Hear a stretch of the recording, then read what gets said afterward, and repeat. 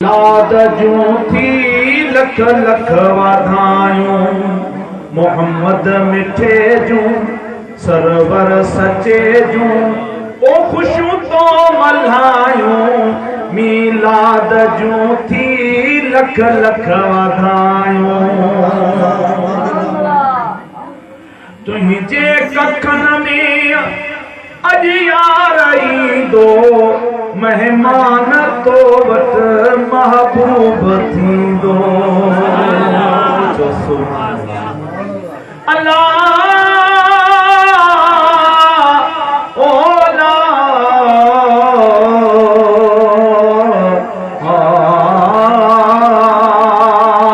ओ या रसूल अल्लाह तुझे कखन में अज यार ईंदो मेहमान तो वट महबूब थींदो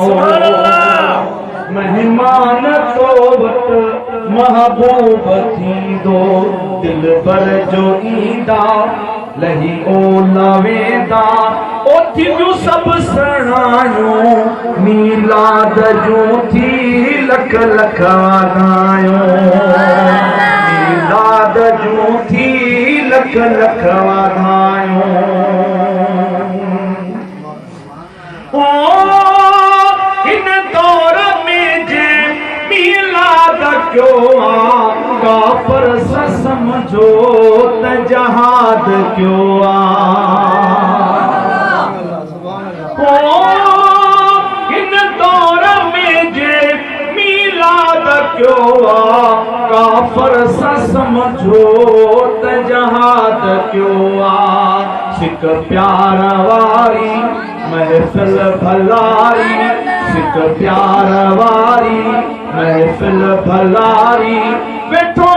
सजायूं मीलाद जूं थी लख लख वाधायूं मीलाद जूं थी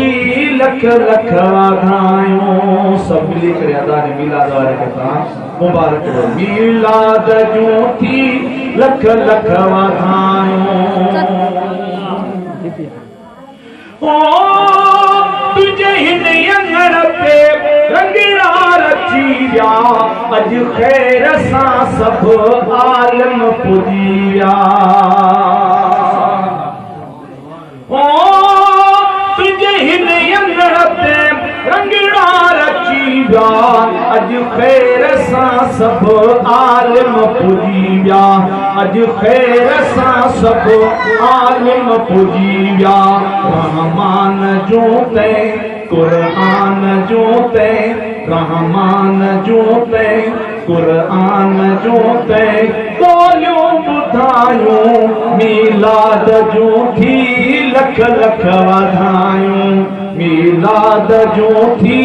लख लख वाधायूं ओ घर में पुटड़ो जमे थो के यूं तैयारो खुशियों करे थो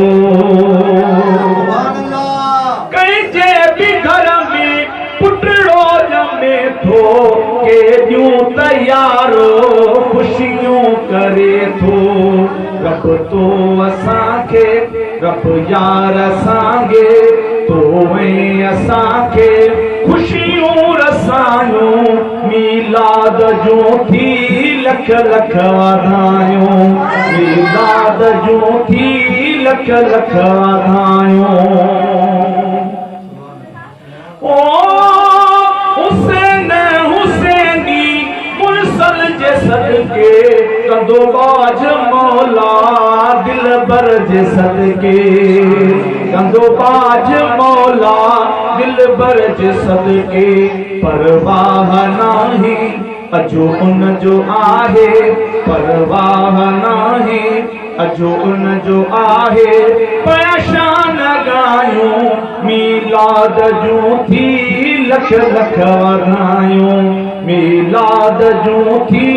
लख लख वाधायूं।